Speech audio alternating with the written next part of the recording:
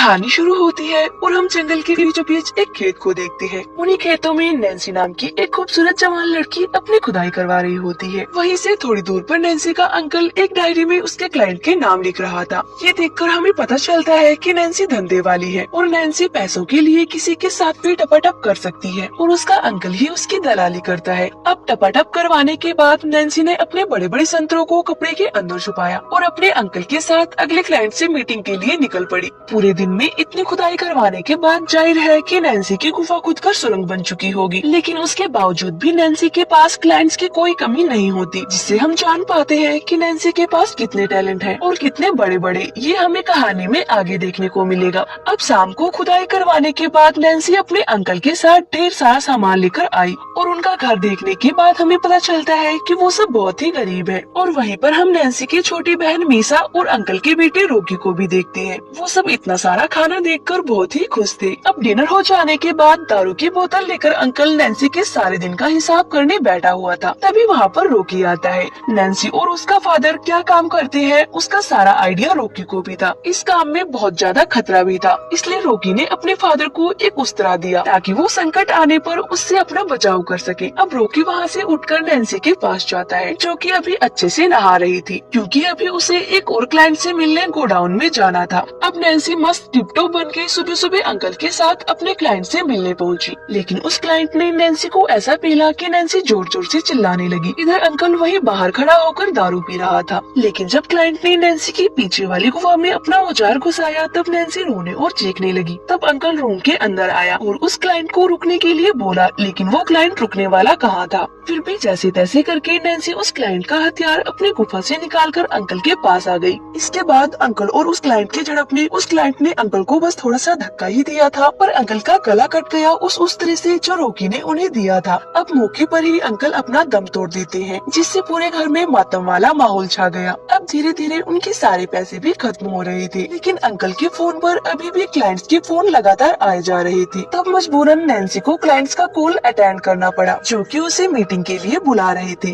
अब नैन्सी अकेली तो जा नहीं सकती थी, इसलिए रॉकी उसके साथ जाने का फैसला करता है। अब जंगल में नैन्सी अपने क्लाइंट के घोड़े को अपने गुफा में घुसवा रही थी और रॉकी अंकल की तरह डायरी में हिसाब करते हुए दूसरे क्लाइंट से बुकिंग कर रहा था। अब रात तक टपाटप करने के बाद जब नैन्सी रॉकी के साथ घर जा रही थी तो उसको एक क्लाइंट के बारे में याद आया जो उसे ढेर सारे पैसे देने वाला था। तो ये दोनों उस आदमी के पास गए तो पता चला वो आदमी उस गाँव का प्रधान है और वो गाँव का सबसे अमीर आदमी था। लेकिन उसकी एक समस्या ये थी कि उसका बेटा गे था और वो चाहता है कि उसका बेटा मर्द बने। तो उसकी मर्दानगी बाहर निकालने के लिए उसने नैन्सी को बुलाया। इस काम को करने के साथ ही नैन्सी को ये बात राज भी रखनी होगी कि प्रधान का बेटा गे है और वो इस काम के लिए उसे बहुत सारे पैसे भी देता है। लेकिन कमरे में अंदर जाते ही प्रधान के बेटे ने नैन्सी के साथ टपाटप करने से मना कर दिया। तो उन दोनों ने एक प्लान बनाया कि नैन्सी चिल्लाने की आवाज निकालेगी ताकि सबको ऐसा लगे कि प्रधान का बेटा जबरदस्त खुदाई कर रहा है। और होता भी कुछ ऐसा ही है। प्रधान ने नैन्सी पे भरोसा करके ये यकीन कर लिया कि उसका बेटा अभी भी एक मर्द है। अब वहाँ से पैसे वगैरह लेने के बाद रॉकी नैन्सी को लेकर घर चला जाता है। अगले दिन रॉकी ने पूरे गाँव में नैन्सी के बारे में प्रचार कर दिया, जिससे बहुत सारे मजदूर नैन्सी की गुफा में खुदाई करने आने लगे थे। सब कुछ अच्छा चल रहा था, उनके पास अच्छे खासे पैसे भी आने लगे थे। पर तभी एक दिन उनके इस धंधे के बारे में पुलिस ऑफिसर सैमुअल को पता चला, तो वो तुरंत रॉकी से मिला और उससे अपना कमीशन सेट किया। इसके बाद उसने भी नैन्सी की टांगे उठाकर उसके मुलायम जिस्म की सवारी करी और खुदाई करने का इतना मजा उसे आज तक नहीं मिला था। और यही सैमुअल ने रॉकी को भी अपने गे कांस्टेबल से इंटीमेट होने को बोला